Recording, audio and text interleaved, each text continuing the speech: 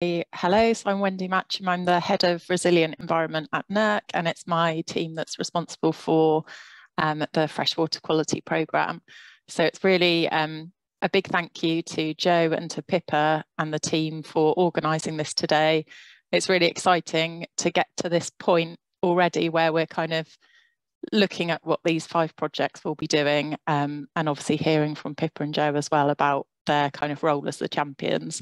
It was really evident as we were kind of scoping out this programme just how much interest it had from different stakeholders, water industry, government departments, lots and lots of academic interest, obviously. And so it's really exciting to be kind of here now, hearing a bit more about these 5 projects that will be taking forward this programme for us. And I'm really looking forward to the day and hope you all enjoy it. So I will pass over now to Kay and to Heather, who will take you through some of the background to the programme and the scoping, and we'll be around to answer any questions if you want as well. So I hope you have a good webinar.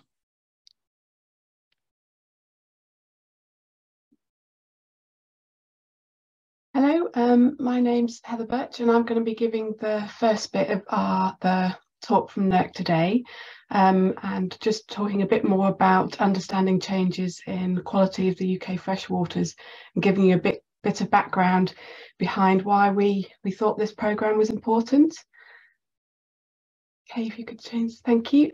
So basically, despite a lot of interventions and adoption of the EU water directive, every English river has failed to reach good ecological status, and the general ecological status of many lakes, streams and other freshwater systems across England, Wales and Northern Ireland has continued to decline, indicating that there is a gap in our knowledge and understanding of how these systems are interacting and functioning.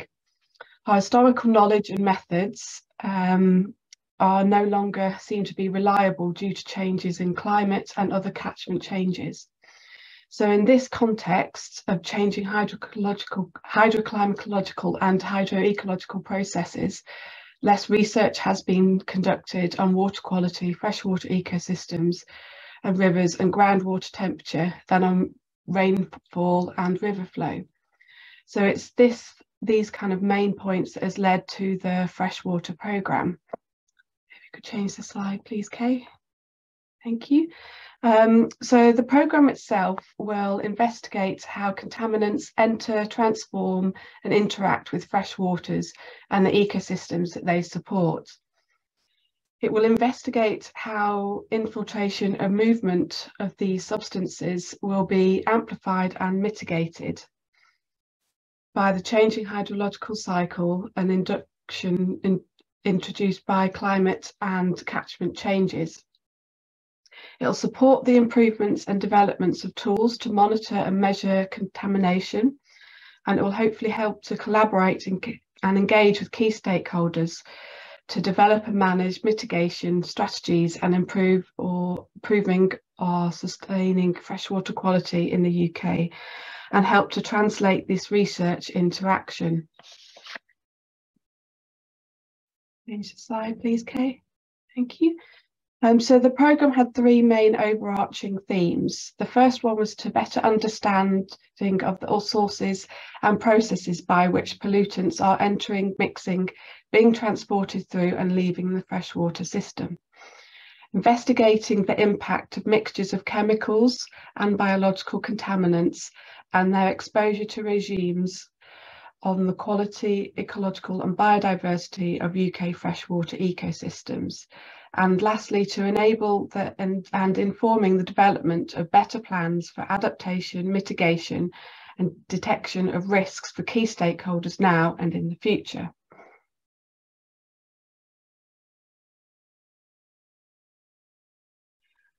So the freshwater programme's main aims are to address multiple and interacting stressors, as well as consider catchment-wide flows and dynamics. To bring together relevant experts from environmental science and other relevant disciplines and sectors in the UK, It will also help to include the steer from UK government, devolved administrations, policy regulators and industry to ensure that they all enable sustained change and long-term benefits. If we could move to the next slide, please, Kay. So the overall programme had a total budget of 8.4 million, including funding from our project partners at DEFRA. 5 projects were awarded and the proposals will run for 48 months. 2 programme champions have also been appointed, Pippa and Joe, who you'll hear from later. NERC has also appointed a programme advisory board, a group, who will advise the programme champions and the grant holders. And the PAG has representatives from DEFRA, DAERA, Environment Agency, JNCC, Natural England, NFU, NRW, National Trust, UCWIR, Cardiff University, Lancaster University, University of Edinburgh and University of Reading. I'm going to hand over to Kay now, who will talk a little bit more about NERC's other investments in this kind of area, so that you know what else is going on within NERC that you might want to link into. So if I hand over to you, Kay, now, thank you. Hi, hopefully everyone can hear me okay. So we thought it might be a good opportunity to highlight some of the NERC investments where there are overlaps with the Freshwater Quality Programme and where the programme may want to interact with them during the life of the programme. So this was the India-UK Water Quality Programme, and this was co-funded with India's Department of Science and Technology and EPSRC, and it aimed to provide policymakers, regulators, business and local communities with information and solutions to tackle water quality issues and secure provision of clean water, rejuvenate rivers and restore ecosystems.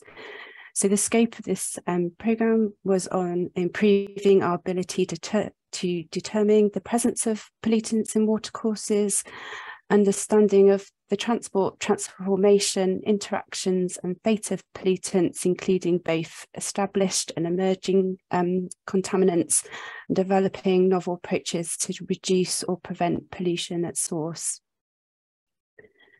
So this programme, Emerging Risks of Chemicals in the Environment, is actually about to come to an end, but the anticipated high-level outcome is around transformation in the way chemical risk assessment is considered to move towards an ecosystem approach with greater ecological relevance. So this programme is broader than water, so looking at terrestrial ecosystems, and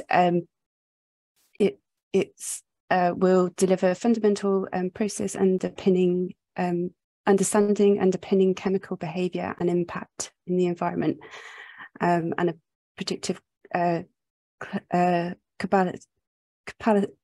capability to support chemicals management in 3 interlinked research questions. So this is: what are the impacts of chemicals on populations, ecosystems and ecosystem services?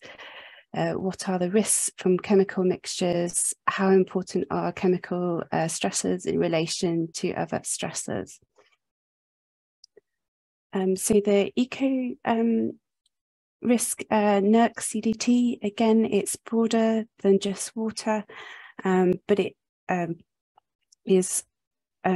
it aims to contribute to the development of predictive risk assessment frameworks that will allow society to benefit from chemical use while ensuring protection of the natural environment now and in the future. So just some of the areas that the training includes is detection, transport and uptake of chemicals in the natural environment, looking at effects of chemical mixtures, including in combination with other environmental stressors, and translation of environmental risk science into practice.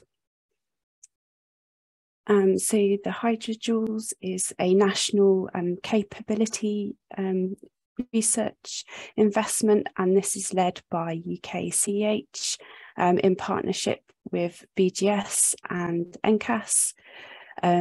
So the project aims to build a 3D community model of the terrestrial water cycle to underpin hydrological research in the UK and support and enable collaborative work across the research and academic community. So it will address important science questions in the fields of hydrology, land, atmosphere feedbacks, carbon and nutrient cycles, data science and integration with novel instrumentation and Earth observation technologies, and look at the quantifying the risks of hydroclimatical extremes to support long-range planning and policy decisions, and also improve hydrological forecasting using new sensors and modelling technology. So the floods and droughts research infrastructure has been scoped with the flood and droughts community, and 38 million has been pledged by the UK Infrastructure Fund for this, and it will facilitate the hydrological science and innovation needed to make the UK more adaptable and resilient to floods and droughts. So it will include deployments of instruments for observing our water environment, novel digital solutions to support data use and testbeds of technological innovations.